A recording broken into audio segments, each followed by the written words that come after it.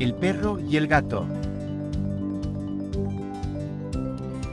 Don't forget to subscribe to enhance your Spanish language skills. Hay un perro llamado Max. Max es un perro muy alegre. Él vive en una casa grande. Max ama su casa. Un día, los dueños de Max traen a casa un gato. El gato se llama Luna. Max se sorprende. Max no conoce gatos. Al principio, Max se siente nervioso.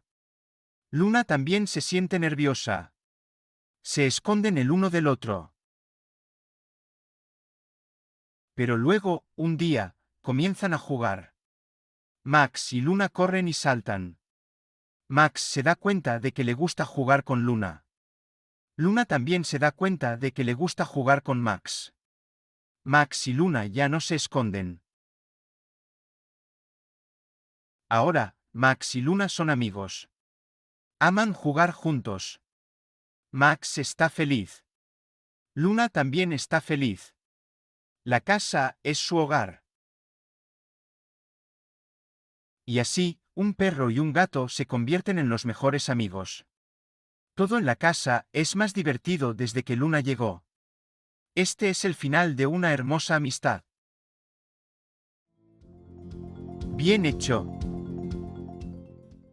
There is a dog named Max. Max is a very happy dog.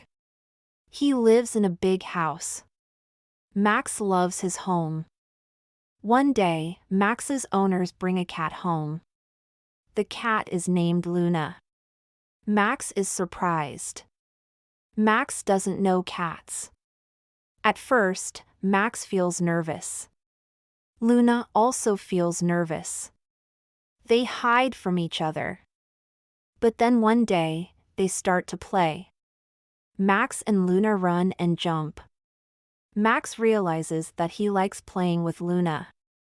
Luna also realizes that she likes playing with Max. Max and Luna no longer hide.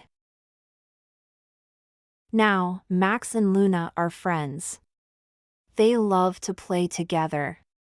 Max is happy. Luna is also happy. The house is their home. And thus, a dog and a cat become best friends. Everything in the house is more fun since Luna arrived.